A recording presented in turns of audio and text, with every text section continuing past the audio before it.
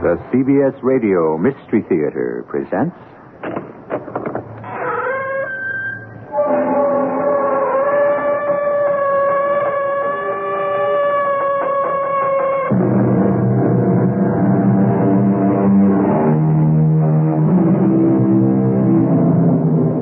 Come in. Welcome. I'm E.G. Marshall. How the poets like to talk about the disastrous intervention of the completely unexpected. A sudden gust of wind, a flash of light, the unforeseen, the accidental. We're playthings, puppets dancing in the wind. But although we pay the piper, do we really call the tune? You must pay those people, Paul. You must. Relax, baby. I have every intention of paying. Tomorrow. Do it tomorrow. Absolutely. I'm getting the money tonight. Come on, relax. It's only $9,000. No, it's 10. It was 9 last week. Every week you delay costs you $1,000.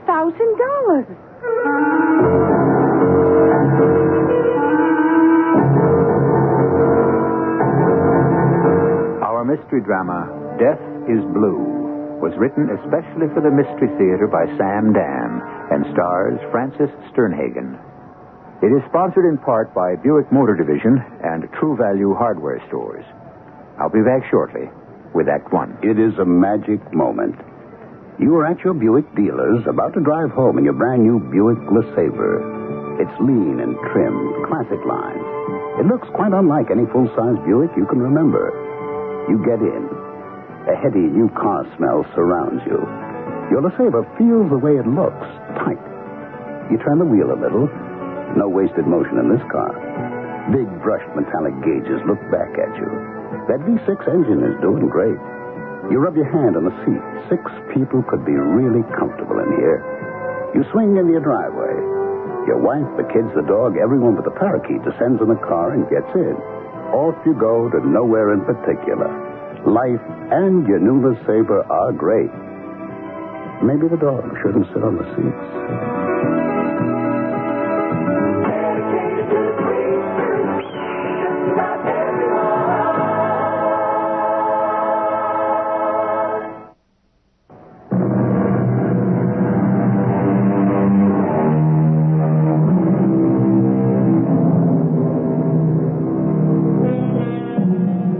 Those times when everything seems to go just perfectly, but it doesn't last long.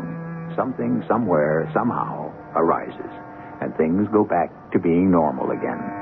Let us begin in the office of Julia Hoffman. Who is Julia Hoffman? Well, she's a private detective. Well, not a private eye like Dashiell Hammett's Sam Spade, or Raymond Chandler's Philip Marlowe, or even Earl Stanley Gardner's Perry Mason. But she has her points, Ms. Hoffman.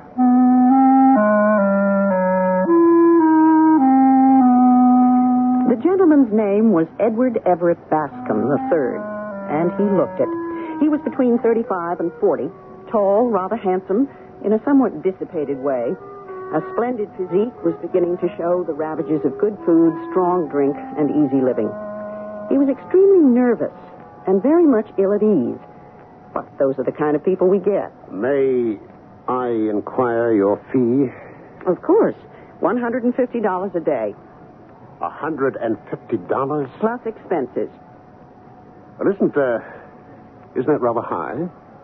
You would pay an automobile mechanic or a plumber between $15 and $20 an hour. Which is more important, your kitchen sink, your car, or the problem you have brought into my office? I need your help. Exactly how may I help you, Mr. Bascom? It's a delicate matter. It involves my sister, Matilda Bascom, my spinster sister. Yes. She's about to make an awful mistake. Yes? A tragic mistake. By doing what, Mr. Bascom? By getting married. I take it you don't want her to get married. Not to Paul Darrow. You spell that? Darrieux. And what's wrong with Mr. Darrow? He's a liar, a thief, a scoundrel. You have proof? Miss Hoffman, he has to be. Why? Well, this is the delicate part. I have here a photograph of my sister, an 8x10 portrait so that you may see her clearly. Yes. It's in color, you notice. So? Speaking forthrightly, could she appeal to a man? Obviously she has. Miss Hoffman is after my sister's money. Why do you insist? Isn't it obvious? Oh, don't get me wrong, Miss Hoffman. She's my older sister. I adore her, but I face reality. And what is reality? Reality is that she is not an attractive girl. I mean, woman. She's almost 40. And she's very plain. The birthmark, that hideous birthmark. Hideous? Well, I'm trying to speak frankly. I hope you never said that word to your sister. I would die first. I'm being, as I said, frank. You may be overdoing it. You can see that blue birthmark. It covers her entire forehead and practically half her right cheek. And it offends you. It doesn't offend me. I'm just stating a fact. Well, obviously it does offend you. Well, I cannot pretend it doesn't exist. What is it that you require of me? I want you to prove that Paul Darrow is after her money. That Paul Darrow is either a criminal or possesses a criminal record. I want you to prove that to her. Mr. Bascom, how much money does she have? Each of us inherited $500,000 from our father. I see. Do you still have your $500,000? Is this question germane to our discussion? Do you? Well, no. I've had some reverses of a temporary nature. But she still has all of hers. Yes. Now, Miss Hoffman, I assure you, I'm not thinking about the money. You're not? I love my sister.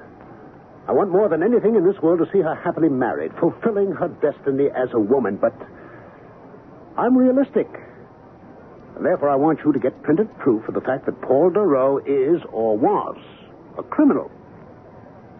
Do you have a picture of Mr. Darrow? Yes, he's given several to Matilda. I assume your sister lives with you. She does. And does Mr. Darrow ever visit your home? Much too often. Good. Then you may even be able to secure a fingerprint. Now then, why spend money to hire me when you can quite easily handle the entire affair yourself? Myself? Gather as much information as you can about Mr. Darrow. Go to the district attorney. Tell him you have reason to believe that your sister is about to be victimized by a suspected confidence operator. But His office will do all the work. I don't know the district attorney. I couldn't ask for a favor. Your taxes pay his salary. You're entitled to it. That's exactly how I'd go about it. Mr. Bascom, I'm trying to tell you that the district attorney and every other officer of the government is your paid servant. You need not hire intermediaries. It's more than that. Well, it's a matter of presenting the facts to Matilda. Presenting them? Why should that be a problem? Well, I thought a professional detective who is also a woman would have the proper tactful approach. In other words, since you are unable to behave like a brother, you want to hire me to act like a sister. Could you start immediately? She's so infatuated, she may decide to run away with him at any time. Every now and then, one just drops into your lap. This makes up for the ones that fall on your head. But it was so easy, so unbelievably simple. Let's see, Mr. Bascom came into my office with his problem at 9:30 in the morning. At 10:15, I was in the office of an assistant district attorney. At 10:16, he said to me, Julia, that's pretty Paul Darrow. What's he up to this time? he wants to get married. I bet she's rich. Rich enough. And ugly. No woman is really ugly, Tom. Just unfulfilled. You know, he's a specialist. In what? Separating women from their money. Is there a sheet on him? Oh, as long as your slender, lovely arm. At 11:15, I phoned Mr. Edward Everett Bascom. Yes, Miss Hoffman. I have the information you asked for. Proof? Proof of that man's criminal record? Yes, Mr. Bascom. Proof. So soon? When can you bring it to me? Anytime you say. Now. At 11:45, I was in the Bascom living room. I showed Mr. Bascom the dossier on Paul Darrow. He was overjoyed. He didn't even grimace when he wrote out my check. And then the door opened. She came into the room. She was tall like he was, well-built like he was. She resembled him so closely, it was obvious they were brother and sister. She had the kind of face which makes a man handsome and a woman plain. And, of course, the birthmark. It covered her forehead and most of her right cheek. It was a violent, angry, livid blue. You wanted to see me, Ed. Yes, Matilda. May I present Miss Julia Hoffman? How do you do? How do you do? Miss Hoffman is a detective. Oh, I do hope there's nothing wrong. A private detective. Oh, I see. Am I to assume that you hired her in my best interests? Well, yes, Matilda. Then would you excuse yourself and leave me alone with Miss Hoffman? Well, I'm sure you already know what she's come to tell me. Yes, but I would like to speak with Miss Hoffman privately. All right. Of course. In that envelope, Miss Hoffman, I'm sure you have proof that my fiancé has a criminal record. Then you know about it. Of course. He's been in jail once, 10 years ago. Sold a widow's stock in a non-existent corporation. He's been connected with several confidence schemes since. I'm aware of all of them. He claims to be a salesman, but in fact, he has no visible means of support. That's not true. His support is quite visible. It's me. Miss Bascom, I was hired to present you with certain facts. I have done so. I will leave these papers here. Thank you. But I intend to marry Paul Darrow in any event. Would you like to know why? Obviously, you're in love with him. Exactly. Now, you understand that. Why can't my brother? All your brother can see is a man who's out to steal your money. Oh, but that's true enough. Well, I don't object to it. Why not? Because he's going to give me my money's worth. Do you understand? Yes. I believe you really and truly do. I like you, Miss Hoffman. You're a kind, sensitive woman. I watched you as I walked into the room. I watched the expression on your face. I'm an expert at watching people's first reaction to me. Your face was frank, open, friendly, as if there were nothing at all wrong with me.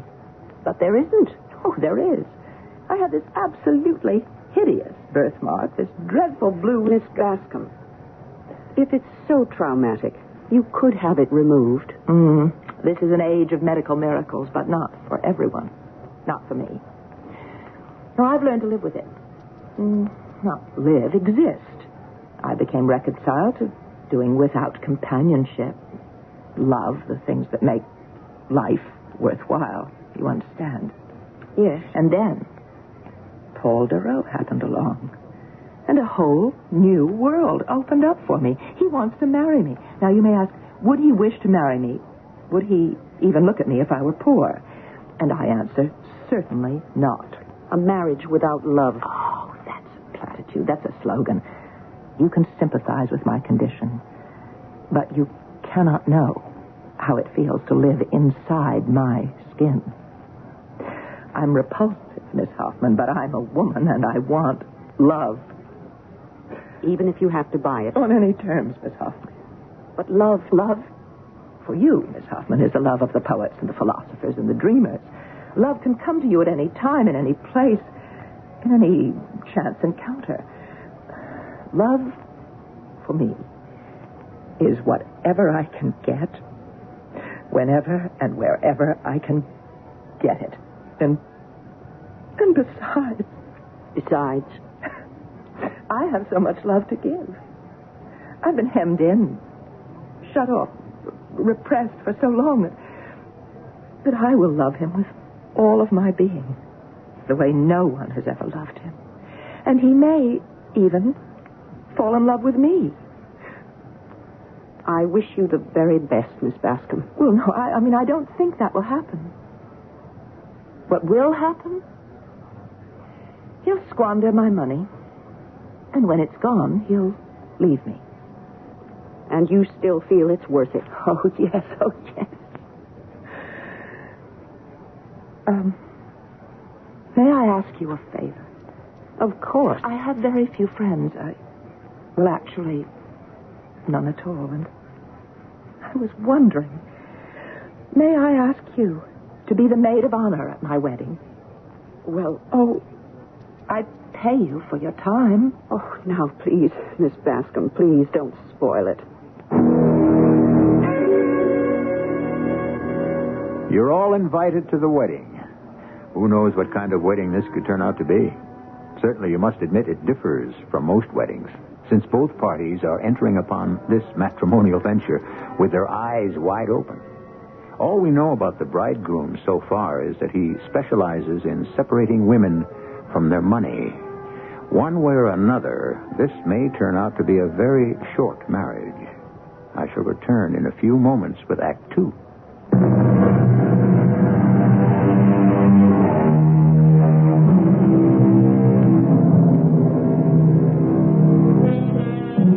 Marriage has many pains, but celibacy has few pleasures. So said Samuel Johnson. The reason we quote Mr. Johnson here is because he was married to a grotesquely homely woman, and yet he truly adored her. We're about to meet a gentleman, Mr. Paul Darrow, on his wedding day. He, too, is about to marry a woman who may be considered unattractive, and it will be interesting to see how he will cope, if that's the word. The story is being told by a private detective named Julia Hoffman.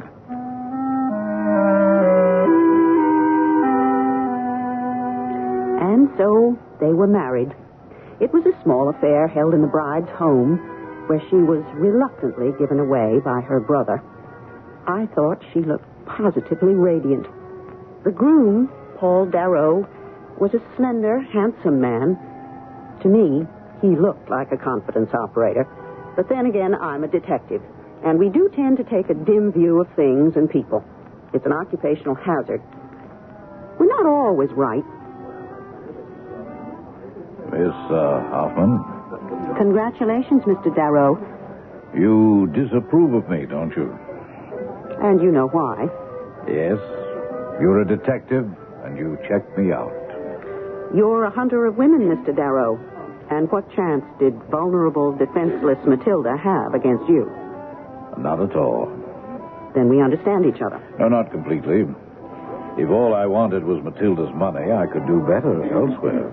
Really? Oh, she's comfortably well off, but she's not fabulously wealthy. Do you understand? No. At first, it was all a play for her money. But then, let me finish. You gazed into her eyes. An emotion you never knew before took possession of your heart, your mind, your soul. For the first time in your life, in your wasted, misspent life, you fell in love. yes, that says it. I'm disappointed. I would imagine you'd have a better line than that. The truth of the matter is I don't. What you just said, the old tired, for the first time, my darling, I know love, true love, that old chestnut. That's the way it is. What are you trying to tell me, Mr. Darrow? That I'm in love with her. Oh, yes, it defies logic and all understanding. But I am in love with her. Are you telling me, Mr. Darrow, that the leopard has changed his spots? I have been redeemed by Matilda Bascom. Is that a fact? Oh, you're a most charming and attractive woman, Miss Hoffman, but you're a cop. And you have the mentality of a cop, the cynical, suspicious, skeptical attitude of a cop. Once a thief, always a thief. That is your motto, isn't it? Well, it may sound hard and even unfair, but unfortunately it's supported by the record. Oh, there you are. Oh, I hope you two get to know each other, like each other. Julia, isn't he wonderful? Well, he certainly fills me with wonder.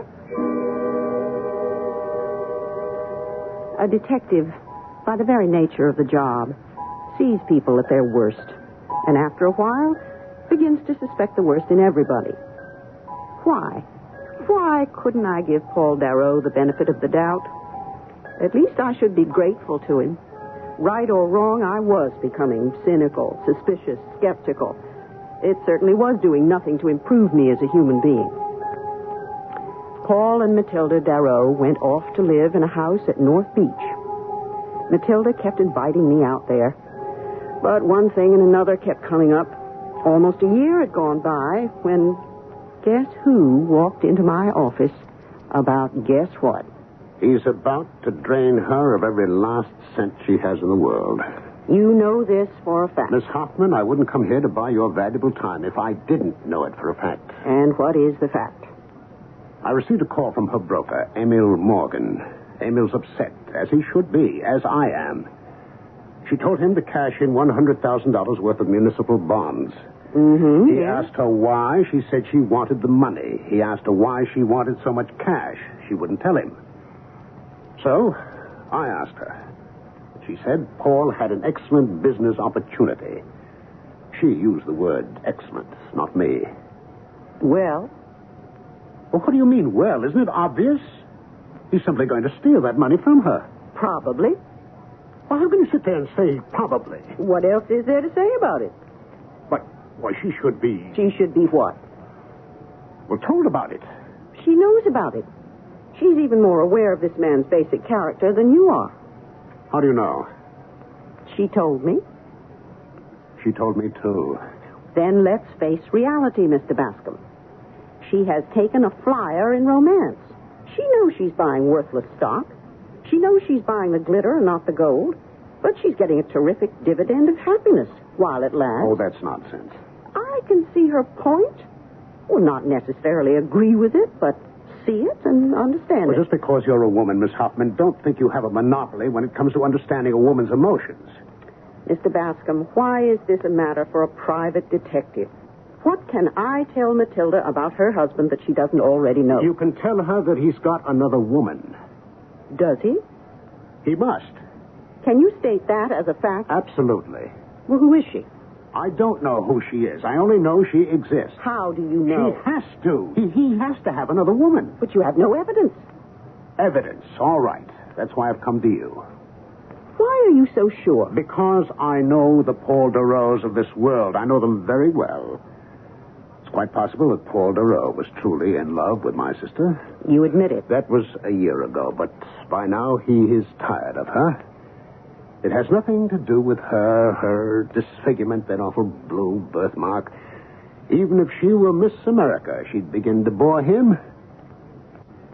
So find out who the other woman is. Get me the evidence.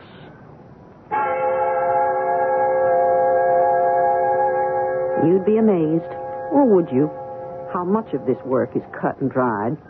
Get me the evidence. How? As they say in the movies, put a tail on Paul Darrow. In the beginning of my career, I myself would be the tail. But now, however, I hire people. Yes? It's Jerry here. I got your boy, Junior. Where? Little joint on West 3rd. Alone? With a babe. What kind? I don't know, but this dame is stacked. Do they know each other well? Julia, they can't seem to keep their hands off each other. Know what I mean? It's disgusting. Can't they do all that in private? The joint on West 3rd was a quiet, dimly lit place where people went in order to be alone together. There was a piano bar, and the man played pretty, dreamy music. Most couples sat around in booths and concentrated their conversations on each other. Paul Darrow and his attractive female companion were too taken up with themselves to notice me. I slipped into an empty booth directly behind them. Oh, baby, there's nothing to worry about. I know, sugar. It's just I don't see you enough. I know. But I have to go home. Home? won't be for too much longer. Oh, that's what you said last month. You can't leave the goose while she still lays golden eggs. Oh, you were supposed to have your hands on that money last week. Well, baby, it has to be done with finesse. Why? Why not just grab the money and walk out? Well, you have to get that money. You have to. I'm aware of it. I don't think so, honey. You already owe some of that dough. Why, no. It's only $9,000. That was last week. This week it's 10. I told you, those guys have a wild way of figuring interest. The bonds are due to be delivered tomorrow. Grab them and run. And here's a photograph of the two of them. There can be no doubt about their relationship. How did you get this picture? That's not important. Oh, but it is. It shows her darling husband practically making love to this woman in public. True. Now, do you know what I suggest you do? You don't have to. I know exactly what I'm going to do with it. I'm going to drive out to North Beach first thing in the morning. Take my advice. Burn the picture. Burn it? Forget it. Are you insane? I intend to expose this man for what he is. He'll do that himself when he runs away with her money. What do you mean when he runs away with her money? Paul Darrow is a desperate man. He's in the hands of the loan shark. That's his problem. If he doesn't pay off, they'll kill him. I'll shed no tears. But Matilda will. I know my sister now. She'll take anything from him except another woman. She'll throw him out. And she'll hate you for the rest of her life. This is a lesson she has to learn for herself. The only lessons of lasting value are the ones we pay for. $100,000 is a good price. I can't believe you're serious. You know I'm right. Are you saying that we should permit this man to steal $100,000? He worked for his money. I can't believe we're having this kind of a conversation. I will not let that man take $100,000 from my sister. You haven't been listening. I told you Paul Darrow is a desperate man. His life is on the line here. If she refuses him, he's capable of turning on her. He could kill her for that money. What are you saying? Believe me, Mr. Bascom. I know your every instinct rebels against it, but don't interfere. Don't risk her life. Pay the price, and you're both out of it. Pay the price. Suddenly, we're able to place a figure on the value of a human life. And the advice is practical. But can Edward Everett Bascom take it? It certainly goes against the grain to permit a swindle. Can he be depended on to swallow his pride, choke down his anger, and eat his words? I don't know. I shall return shortly with Act 3.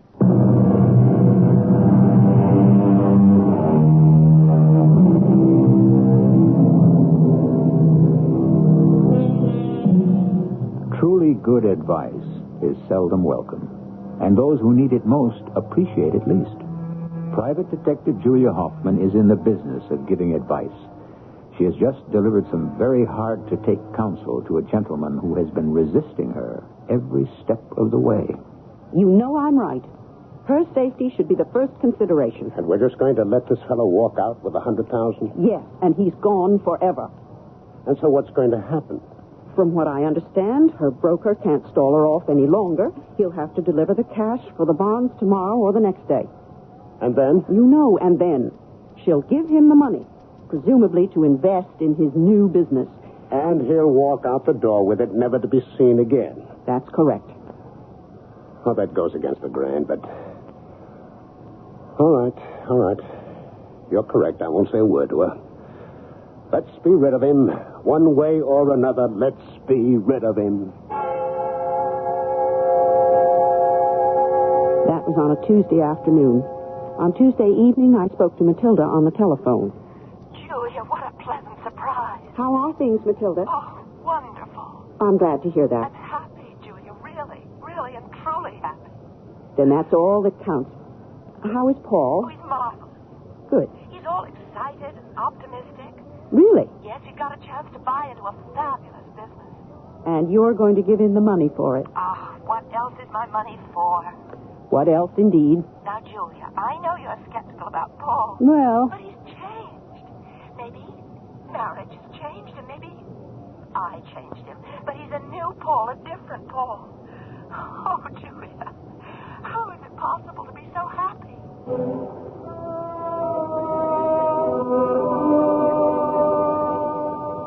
never spoke to her again. 5 days later, I was called in to see the district attorney. You knew Matilda DeRoe, didn't you? Knew Matilda? She's dead. Murdered. No. Yeah, brother's been trying to reach her all week. Couldn't get her on the phone, so this morning he drove out to her place in North Beach. She's gone. Gone. Gone, but that doesn't mean she's dead. There was a struggle. He found bloodstains. You're sure? Gone also an envelope with bearer bonds worth $100,000. Gone also friend husband in the Frascati sports car she'd bought him for his birthday. How was she killed? Oh, that we don't know. We don't have the body. A neighbor, Mrs. Matson, said that at twilight yesterday she saw Mr. DeRoe carrying a huge sack down to the dock. A huge sack? And she wasn't suspicious? Of what? They have a cabin cruiser. At that time, she thought DeRoe could have been taking supplies down to the boat. And that's all you've got? Well, this Mrs. Matson heard the boat go out. About an hour later, she heard it come back. She saw DeRoe hurrying toward the house. She called out a greeting, but he just disregarded her. He seemed very nervous. He didn't have the sack? No, what we can assume is he weighted it down, took it out a ways, and dropped it overboard, where it can never be found. It sounds right. Of course. That's what we have to assume. If we can find Mr. Paul DeRoe and he tells us a more convincing story, well, that's what happened. What did you know about Paul DeRoe, Julia? He's into the loan sharks. Ah, then he had to have the money. Yes, but why did he have to kill her? She was willing to give it to him. Unless... Unless what? I have to see somebody. But I didn't tell her. Then why did she refuse to give him the money? I don't know. The only thing that could make her angry enough would be if she found him unfaithful. But I didn't tell her. How do I know? Because we agreed, you and I. I don't trust you. You saw that 100,000 flying out the window and it was too much for you. I swear to you that I... You didn't tell her. I didn't tell her. Then how did she find out? I don't know, but I do know this. I want that animal found and brought to justice. I inherit what's left of her estate, and it's quite a bit. I'll spend every penny hunting that murderer down. Mr. Bascom, let's back off and look at this thing from another perspective. How do we know you didn't kill her? Me? I spoke with her broker, Mr. Morgan. Unlike yours, which has been senselessly squandered, her estate has been carefully tended. It's grown to almost $1 million. You are the sole heir. This is an entirely reasonable conjecture. You could have killed her. If I killed her, why did her husband disappear? What do you want him to do? Who'd believe him with his record? He's running for his life. Are you saying that I murdered my own sister? I'm saying there are a number of possibilities. But do you believe it? At this point, I don't know what to believe.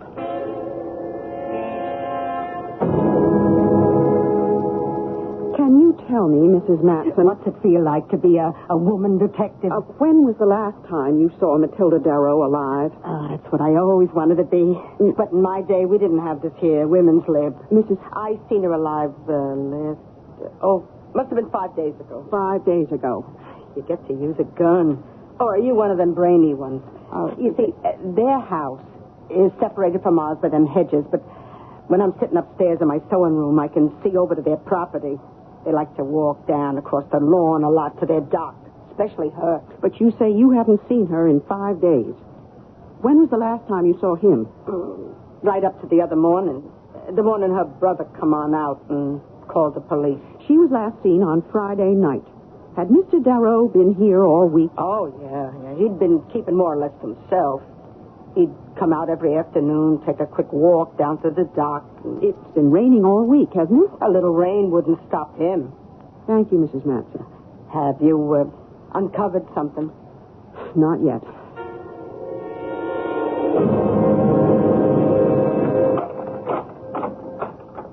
Yes? Miss Doralee Spurich? The same. May I come in? Why? Would you like to win $1 million?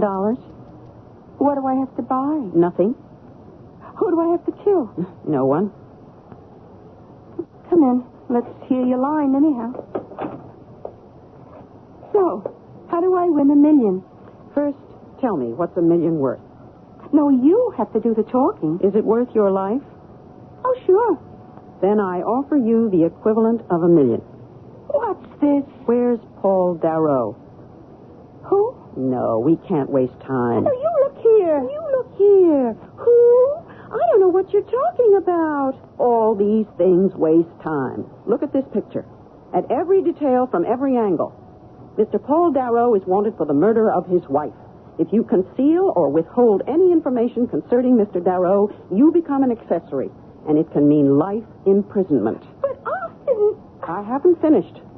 On the other hand, since I have my own way of knowing that you really didn't assist Mr. Darrow in the actual murder, why do you even have to be brought into it? Who has to know that you and Mr. Darrow have been intimate? That's a lie. Is it? Really? And recently. Now, where is he? I don't know. And that's the truth. Now, tell me more about the truth. Okay. He was set to take his wife for $100,000. The sharks were swimming around him, so he was going to pick it up last week. And then he and I, we would take off. Where? Europe. The works. England, Paris, Rome. We'd have enough to live it up for a while. Well, he was supposed to pick up the dough Friday night and meet me here Saturday morning. He never showed. Maybe he ran out on you. I don't think so. You mean your pride won't let you think so? I think they killed him. Who? The sharks. Why? He only owed them $10,000. How do you know it was $10,000? I know things. Why kill him? He had the money to pay off. Maybe he had too much money. Maybe they saw the size of that roll and they figured, why not grab it all?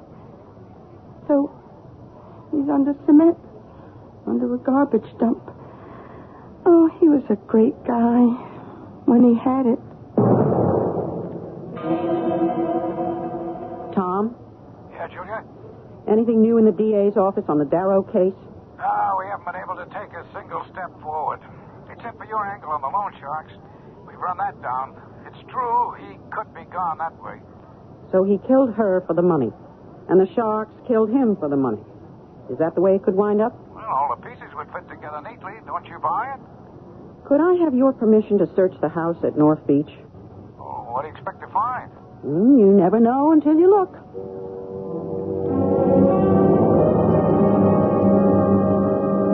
Hello there, Miss Hoffman.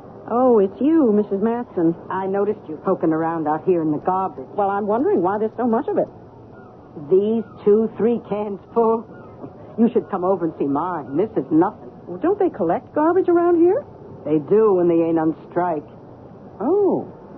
Well, how long have they been out? Oh, 3 weeks. 3 weeks? I noticed you took them 2 things out of the garbage can. Are they clues? That handkerchief and that thing that looks like a little round plastic disc. Are they clues?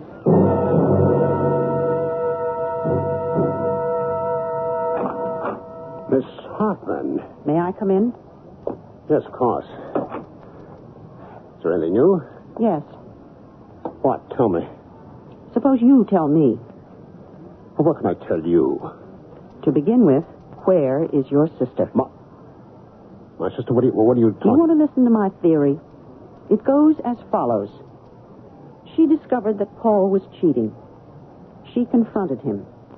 What I don't know is, did she become so enraged at his infidelity that she killed him? Or did he become so enraged at the thought that she wasn't going to give him the money that he attacked her and she killed him in self-defense? Which was it? Miss Hoffman, I won't hear any more of this. Well, you might as well hear it all. I would prefer to think she was the one who got angry first. Anyhow, it was a struggle to the death. She killed him. This is the most monstrous accusation. It was a fit. It was frenzy. I don't even say she's not entitled to it. When it was over, she became panicky. She called you. Are you saying that I... Oh, come on, don't be ashamed of it. You worked out this plan. You have no proof that she knew about his infidelity? His handkerchief. This lipstick smudge. It wasn't hers. She doesn't wear any. You made sure to throw it in the garbage. No, just a minute. For 5 days, after I could no longer reach my sister, he was seen walking about the grounds. By Mrs. Matson, the neighbor. She saw him. From a distance. She saw your sister, Matilda, wearing Paul's clothes. She saw Paul carrying that sack down to the dock. Again, from a distance. In the rain. But that birthmark, that livid blue birthmark, it's visible, noticeable from any distance. The birthmark was hidden. How could you hide that birthmark? You see? I found a few of these in the garbage, too. What are those? These little discs. You know what they are. You brought them to her. To help her. This is a little container of that hypoallergenic theatrical makeup. Light flesh color. That's how she covered the birthmark. Mrs. Matson, seeing what she thought was the figure of a man, naturally assumed what you wanted her to assume, that it was Paul Darrow. That Paul Darrow was the one who was alive. You can't prove any of this. What are you going to do with that handkerchief, that little disc? I thought about that. It was thrown in the garbage. Ordinarily, it should never have been found. But there was a strike. Now, if I get rid of it, could I be accused of destroying evidence? What evidence? The police were all through the garbage. If it was considered evidence, they would have picked it up, wouldn't they? Well, it's your sister's garbage, still one of her possessions. Since you inherit her estate, I leave it with you. Miss Hoffman, Maybe what I've just said has absolutely no basis in fact. I do know that the police are content with matters as they stand. If my theory is correct, you will have to spend the rest of your life caring for, protecting your sister. Assuming she's alive. At any rate, I have no official standing. I see no purpose in pursuing the matter further. Miss Hoffman, I want to say that... No, Mr. Bascom. Neither you nor I must ever say another word.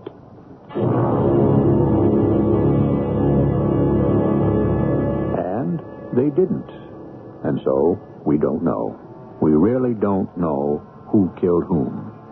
That is, we don't know officially.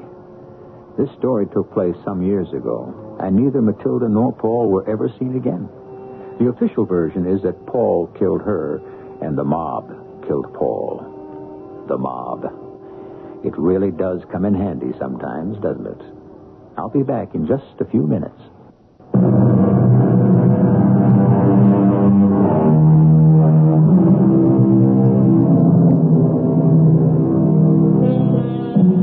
People set such store by beauty, and yet some of the greatest women in history were either homely or possessed a very special kind of beauty.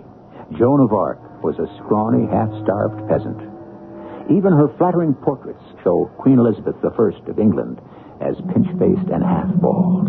Helen of Troy, by today's standards, she'd be rather fat. So it goes. Our cast included Frances Sternhagen, Marion Seldes, Bryna Rayburn, Ralph Bell, and Ian Martin. The entire production was under the direction of Hyman Brown. Radio Mystery Theater was sponsored in part by True Value Hardware Stores and Buick Motor Division. This is E.G. Marshall inviting you to return to our Mystery Theater for another adventure in the macabre. Until next time, pleasant dreams.